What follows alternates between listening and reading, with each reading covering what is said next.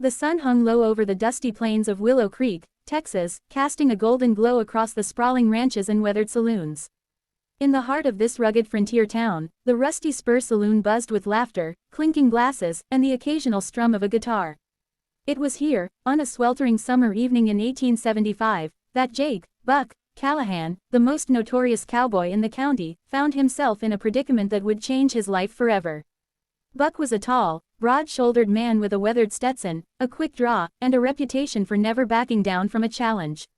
His charm and roguish grin had won him many friends, and just as many enemies.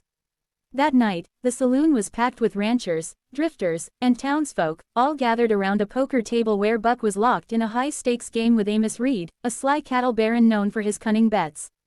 The pot in the center of the table was a small fortune, gold coins, a few deeds to land, and even a prized stallion. But Amos, with a glint in his eye, leaned back in his chair and raised the stakes in a way no one expected. "Callahan," Amos said, his voice dripping with mischief, "I'll wager something you can't refuse. If I win this hand, you marry my niece, Lila." No questions asked. The saloon fell silent. Buck's eyes narrowed. "And if I win?" he asked, his drawl steady despite the whiskey in his veins. "You get my ranch," Amos replied, smirking.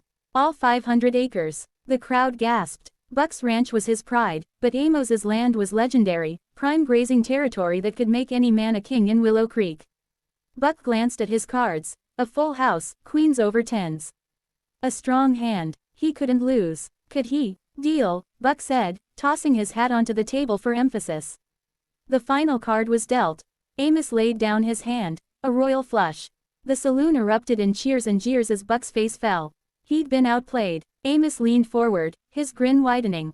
"Meet your bride tomorrow at noon, Callahan. Lila's waitin'." The next morning, Buck stood outside the small chapel at the edge of town, tugging at the stiff collar of his borrowed suit. His stomach churned, not from the whiskey he'd drowned his sorrows in the night before, but from the sheer absurdity of his situation. He'd never met Lila Reed, Amos's niece, and the idea of marrying a stranger, especially one he'd been forced into wedding over a card game, made his blood boil. Still, a bet was a bet, and Buck Callahan never welched on a deal. The townsfolk gathered, whispering and chuckling, eager to see the spectacle. Buck's best friend, Tommy, a lanky cowboy with a crooked smile, clapped him on the shoulder. "Maybe she's a looker, Buck. Could be worse." Buck grunted. "Or she's a mule in a dress." As the church doors opened, a woman stepped out, and the crowd fell silent. Lila Reed was no mule. She was a vision, tall and graceful, with skin like polished ebony and eyes that sparkled with intelligence and defiance. Her hair was braided intricately, adorned with a single white flower, and her simple white dress hugged her curves in a way that made Buck's throat go dry. She carried herself with a quiet strength, her chin raised as if daring anyone to challenge her presence. Buck's heart skipped a beat, but he quickly masked his surprise with a scowl. Lila's beauty didn't change the fact that he was being forced into this. She walked toward him, her gaze steady, and stopped a few feet away. "You must be Jake Callahan," she said, her voice smooth and rich, with a hint of an accent Buck couldn't place. "I'm Lila." Buck tipped his hat, more out of habit than courtesy. "Ma'am, seems we're both caught in your uncle's game." Lila's lips twitched, not quite a smile. "Seems so. Shall we get this over with?" The ceremony was brief, the preacher stumbling over his words under the weight of the townsfolk's stares. Buck and Lila exchanged vows with the enthusiasm of two people signing a business contract. When the preacher pronounced them man and wife, the crowd cheered, but Buck and Lila shared only a glance, wary, assessing, and utterly devoid of warmth. The newlyweds were given a small cabin on Amos's ranch to start their life together, though Buck made it clear he had no intention of playing house. "I'll sleep in the barn," he declared that first night, grabbing his bedroll. "This marriage ain't real." Lila raised an eyebrow, unfazed. "Suit yourself, cowboy, but don't expect me to cook for you." Buck stormed out, muttering about bets and bad luck. But as the days turned into weeks, he found himself drawn to Lila in ways he hadn't expected. She wasn't just beautiful, she was sharp as a tack, with a wit that could cut through his bravado like a hot knife through butter. She'd grown up in New Orleans, raised by her mother and grandmother after her father, Amos's brother, died in a riverboat accident. She'd come to Willow Creek at Amos's insistence, but it was clear she wasn't here to play the docile niece. One evening, as Buck returned from a long day herding cattle, he found Lila sitting on the porch, reading a book by lamplight. The sight stopped him in his tracks. He'd never seen a woman read with such focus, her brow furrowed as she turned the pages. "What's that you're readin'?" he asked, leaning against the porch railing. Lila glanced up, her expression guarded. "Poetry. Frederick Douglass's speeches, too. Ever read him?" Buck scratched the back of his neck, feeling out of his depth. "Can't say I have. Don't got much time for books." She closed the book, her eyes locking onto his. "Maybe you should make time. There's a whole world beyond this dusty town, Jake Callahan." He bristled at the challenge in her tone but couldn't deny the spark of curiosity she ignited.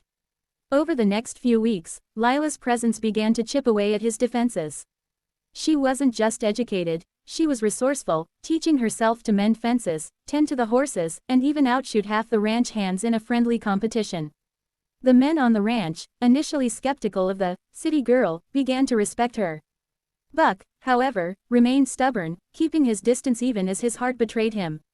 One night, a storm rolled in, the kind that shook the earth with thunder and lit the sky with jagged bolts of lightning. Buck was in the barn, checking on the horses, when Lila burst in, soaked to the bone, her eyes wide with urgency. "Jake, it's Tommy," she said, breathless. "He's hurt bad. Got caught in a stampede out by the north pasture." Buck's blood ran cold. Tommy was like a brother to him. Without a word, he grabbed his coat and followed Lila into the storm. They rode through the rain, the wind howling around them, until they found Tommy slumped against a tree, his leg mangled and his face pale. Lila took charge, tearing strips from her skirt to bind Tommy's wounds while Buck built a makeshift stretcher. They worked together seamlessly, their movements synchronized despite the chaos. By the time they got Tommy back to the cabin, the local doctor was waiting, thanks to Lila's quick thinking in sending a ranch hand for help. Tommy survived, but the incident shifted something in Buck. He saw Lila not as a stranger forced upon him, but as a partner, someone who could stand shoulder to shoulder with him in a crisis. That night, as they sat by the fire, exhausted and soaked, Buck finally let his guard down. "Why'd you come out in that storm?" he asked quietly. "You could have stayed safe in the cabin." Lila met his gaze, her eyes fierce. "Because I'm not the kind to sit back and watch. You think I wanted this marriage any more than you did. But I'm here, Jake. And I'm not going anywhere." For the first time, Buck saw the fire in her, the same fire he prided himself on. He reached out, hesitating, then took her hand. Maybe this ain't such a bad deal after all." The turning point came a month later when Amos called Buck and Lila to his ranch house. The old man had been suspiciously quiet since the wedding, but now he had a new proposition. "I'm gettin' old," he said, coughing into a handkerchief. "I want to leave my ranch to someone who'll take care of it. Prove you two can work together, and it's yours." Buck and Lila exchanged a glance. The ranch was a fortune, but more than that, it was a chance to build something of their own. They threw themselves into the challenge, managing the cattle drives, repairing the barns, and even negotiating with suppliers in town. Lila's sharp mind and Buck's grit made them a formidable team, and the ranch thrived under their care. But the real shock came when Amos revealed the truth behind the bet. On his deathbed, 6 months after the wedding, he confessed to Buck and Lila that he'd cheated at poker that fateful night. "I knew you'd never settle down, Buck," he rasped.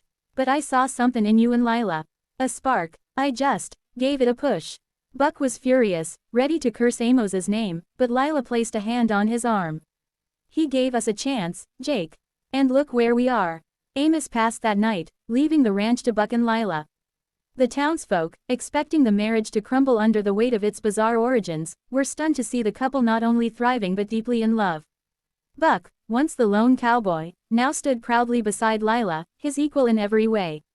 Lila, who'd arrived in Willow Creek as an outsider, became the heart of the ranch, her laughter echoing across the plains.